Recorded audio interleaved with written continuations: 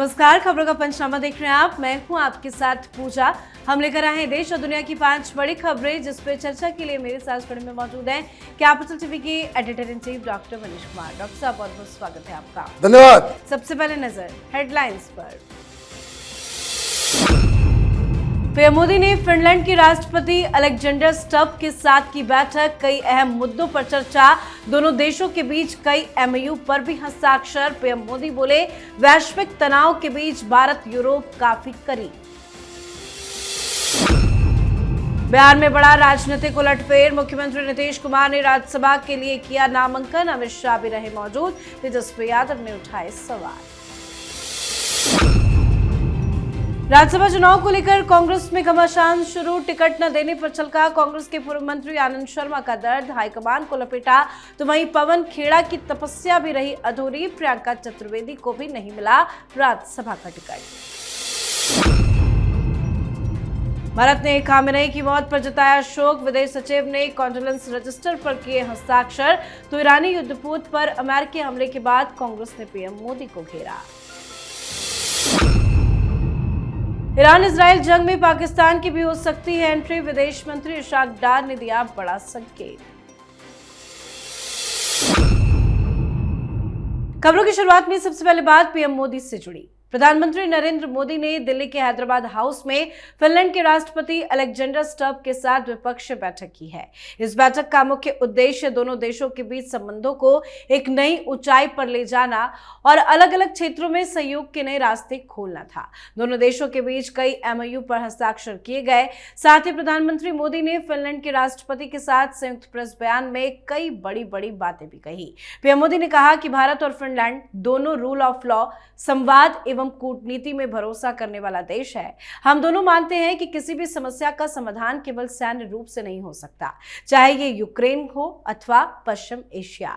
हम शांति के प्रयासों और संघर्षों को खत्म कराने की दिशा में अपनी कोशिशें जारी रखेंगे। पीएम मोदी ने यह भी कहा कि आज पूरी दुनिया अस्थिरता और अनिश्चितता के दौर से गुजर रही है, कई हिस्सों में संघर्ष जारी है और ऐसे समय में भारत और यूरोप के बीच बढ़ता सहयोग वैश्विक स्थिरता और विकास के लिए बेहद अहम साबित हो सकता है। सर, क्या कुछ बात हुई है फिनलैंड के राष्ट्रपति से? देखिए, फिनलैंड की तरफ से क्या कहा गया, जो सबसे अच्छी बात कही गई वो ये कि आज भारत एक ऐसे मुकाम पे आकर खड़ा हो गया है कि जहां दुनिया भर के सारे डेमोक्रेटिक देश भारत के साथ रिश्ता बनाना चाहते हैं। ये कहानी हो गई है। अब पिछले एक सप्ताह में आपने देखा कि किस तरह दनादन लगातार कोई ना कोई भारत आ रहा है, भारत के साथ नेगोशिएट कर रहा है, भारत के साथ बाकायदा बिजनेस डील्स किए जा रहे हैं। और ये क्यों हो रहा है? जो आपने देखा कुछ सप्ताह पहले ईयू के साथ हमने एफटीए साइन किया, मदर ऑफ ऑल डील्स, तो ये ईयू का ही एक हिस्सा है।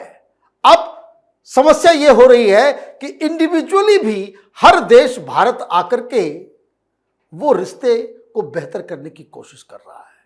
पूरी दुनिया परेशान है ये इजराइल, ईरान, यूएस वॉर को लेकर, और भारत अपने राह पे अग्रसर है। और प्रधानमंत्री मोदी ने तो साफ कह दिया, जो बात उन्होंने यूक्रेन और रूस की लड़ाई के दौरान कही थी कि ये मसले जो हैं वो युद्ध से तय नहीं होंगे, ये वक्त युद्ध का नहीं है। तो भारत की फॉरेन पॉलिसी इस चक्रवात में भी, जो पूरी दुनिया अस्थिर है, परेशान है कि कौन कहां जाए, कौन कहां कैसे हमले का शिकार हो जाए, और भारत अपनी विकास यात्रा को बाकायदा आगे बढ़ा रहा है। जी, अब बात बिहार की राजनीति से जुड़ी।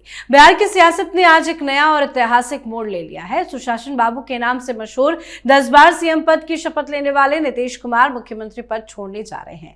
लंबे समय तक बिहार की कमान संभालने के बाद अब नीतीश ने केंद्र की राजनीति का रुख किया है। नीतीश कुमार राज्यसभा जा रहे हैं। आज नीतीश कुमार ने राज्यसभा चुनाव 2024 के लिए अपना नामांकन दाखिल किया। इस दौरान अमित शाह सहित एनडीए के सीनियर नेता मौजूद रहे। अब नीतीश की राज्यसभा जाने की तैयारियों के बीच बिहार का अगला मुख्यमंत्री कौन होगा, उसको लेकर भी चर्चा जारी है। तो वहीं तेजस्वी यादव ने कहा कि बीजेपी ने नीतीश कुमार को हाईजैक कर लिया है। सर, बड़ा बदलाव तो देखने को मिल रहा है, लेकिन नीतीश कुमार राज्यसभा क्यों जा रहे हैं? देखिए, ये राज्यसभा जाने का फैसला उनका अपना फैसला है और ऐसा लग रहा है, प्रतीत हो रहा है कि ये उनका रिटायरमेंट प्लान है। वो मेंटली, फिजिकली वो इलाज की ज़रूरत है उनको, ये हकीकत है।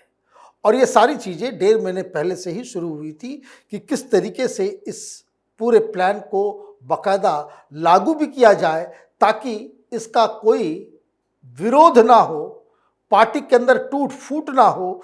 तो ये प्रक्रिया ऑलरेडी चल रही थी। ये बेसिकली जेडीयू के इंटरनल मसला ये ज़्यादा है, लेकिन बस यही है कि किस करार के ऊपर होगा। अब बताया ये जा रहा है कि वो राज्यसभा आ जाएंगे, वो बाकायदा विदेश जाएंगे, इलाज भी कराएंगे, लेकिन बिहार के अंदर वहाँ मुख्यमंत्री भारतीय जनता पार्टी का होगा और 2 मुख्यमंत्री अब जेडीयू से होंगे। और ये 2 मुख्यमंत्री और उप मुख्यमंत्री, एक उनके बेटे और दूसरे के ऊपर जेडीयू को तय करना है। तो ये ऑलरेडी प्लान पहले से फिक्स था। वो उस मेंटल और फिजिकल हालत में नहीं है कि मुख्यमंत्री का दायित्व को वो पूरा कर सके। अब भारतीय जनता पार्टी को लेकर के कि वहाँ कौन बनेगा नहीं बनेगा, देखिए गेस करना बेकार बात है। कारण ये कि प्रधानमंत्री मोदी है। वो किसे मुख्यमंत्री बना देंगे ये उस व्यक्ति को भी नहीं मालूम होगा जब तक वो शपथ न ले ले। जी, तो वहीं कांग्रेस ने राज्यसभा चुनाव के नामांकन के आखिरी दिन आज अपने 6 उम्मीदवारों के नामों का ऐलान किया। वरिष्ठ वकील अभिषेक मनु सिंघवी, जिनका तो राज्यसभा जाना तय था, सिंघवी को तेलंगाना से एक बार फिर रिपीट किया गया है। वहीं दूसरी सीट से कांग्रेस के उम्मीदवार तेलंगाना कांग्रेस के उपाध्यक्ष वेम नरेंद्र रेड्डी हैं। साथ ही छत्तीसगढ़ से आदिवासी महिला नेता फूलो देवी नेताम को लेकर दूसरे कार्यकाल का मौका दिया गया है। हरियाणा से दलित नेता करमवीर सिंह वॉर, तमिलनाडु से राष्ट्रीय सचिव क्रिस्टोफर तिलक और हिमाचल प्रदेश से कांगड़ा के जिला अध्यक्ष अनुराग शर्मा को पार्टी ने राज्यसभा भेजने का फैसला किया है। साथ ही आस लगाए नेताओं को टिकट नहीं दिया गया। कांग्रेस ने एक बार फिर पवन खेड़ा को राज्यसभा सीट के लिए नजरअंदाज कर दिया गया। साथ ही सुप्रिया श्रीनेत, आलोक शर्मा, रागिनी नायक जैसे नेताओं को भी दरकिनार कर दिया गया। तो उधर शिवसेना यूबीटी गुट ने प्रियंका चतुर्वेदी को दोबारा उम्मीदवार नहीं बनाया है। सर, क्या कुछ चल रहा है विपक्ष में राज्यसभा की टिकट को लेकर? देखिए, बहुत लोगों का दिल टूट गया और दिल धीरे धीरे वो टूटता ही जाएगा। आप ऐसे टीम के प्लेयर बने हुए हो जो मैच जीतती नहीं। आप देखिए, इतनी सारी सीटों के ऊपर चुनाव हो रहे हैं, भारतीय जनता पार्टी की संख्या बढ़ रही है, कांग्रेस पार्टी की संख्या वो सिकुड़ रही है। अब ऐसे में जब सीटें कम होगी तो बहुत लोगों को नाराजगी, बहुत लोगों को उदासी, बहुत लोगों को बुरी खबर मिलेगी।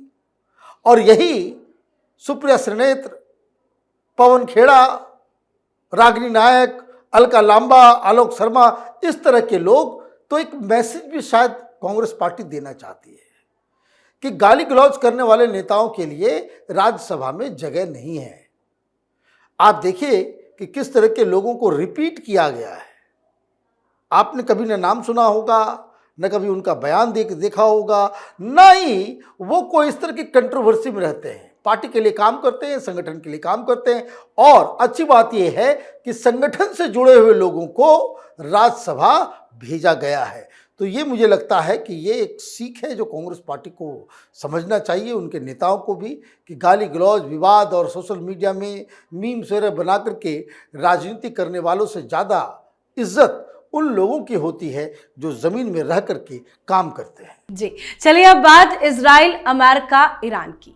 भारत के विदेश सचिव विक्रम मिस्री ने आज नई दिल्ली स्थित ईरानी दूतावास में कॉन्डोलेंस बुक पर हस्ताक्षर किए। उन्होंने यह हस्ताक्षर भारत सरकार की ओर से किया, जिसमें भारत ने हालिया घटना पर ईरान के प्रति अपनी संवेदना और एकजुटता व्यक्त की है। साथ ही पूर्व supreme leader Ayatollah Ali Khamenei की मौत पर शोक संवेदना प्रकट की। साथ ही जंग के बीच अमेरिकी नौसेना की एक पनडुब्बी ने हिंद महासागर में ईरानी युद्धपोत को डुबो दिया।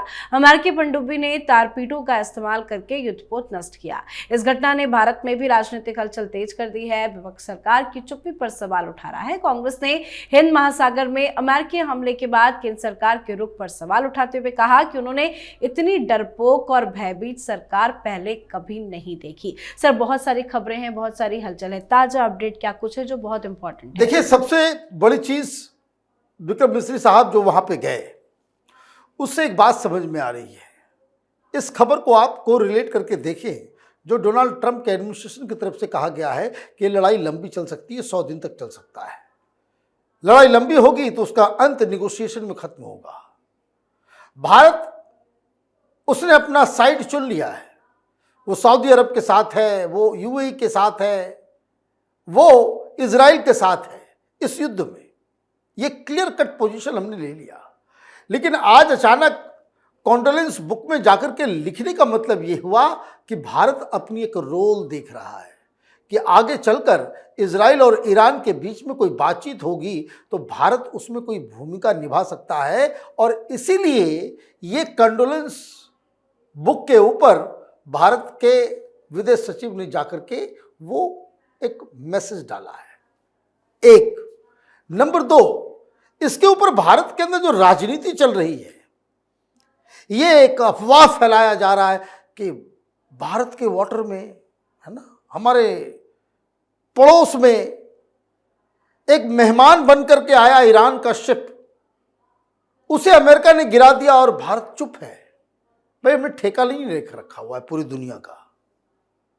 25 तारीख को ही, 25 फरवरी को ही वो मिलन खत्म हो गया था नेवल एक्सरसाइज का।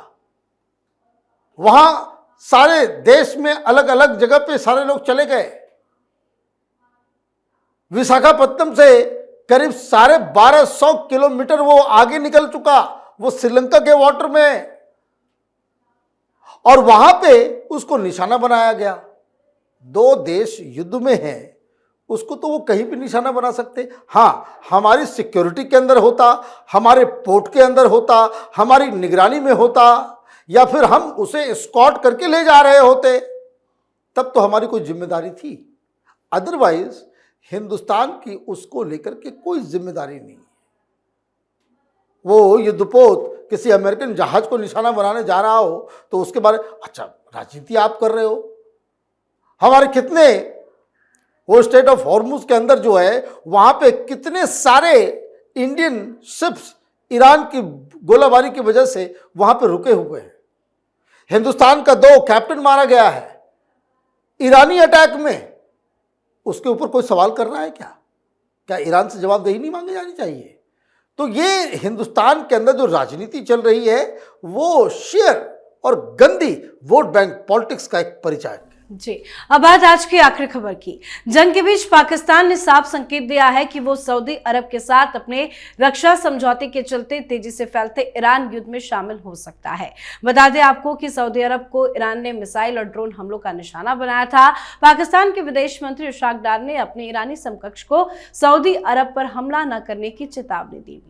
डार ने कहा कि मैंने ईरान को समझा दिया है कि हमारा रक्षा समझौता हुआ है और ये पहली बार है जब पाकिस्तान का कोई बड़ा अधिकारी साफ साफ बता रहा है कि ईरान युद्ध में ये रक्षा समझौता सक्रिय हो सकता है। क्या सर पाकिस्तान की भी इस जंग में एंट्री हो सकती है? भाई न्योता दिया जाएगा क्या आपको? जब समझौता है, सऊदी अरब के ऊपर हमला हो रहा है, उसके सबसे बड़े ऑयल रिफाइनरी को ईरान ने निशाना बना दिया, आप अभी तक समझौता, ये करार, ये अप्लाई हो सकता है, यहां पे ही टिके हुए हो। कुछ दिन पहले तक तो आप ईरान के साथ खड़े नजर आ रहे थे। आपका जो डिफेंस मिनिस्टर है ख्वाजा आसिफ, वो तो कह रहा है कि भाई ईरान के साथ जो कुछ भी हो रहा है वो गलत हो रहा है, एक साजिश रची जा रही है।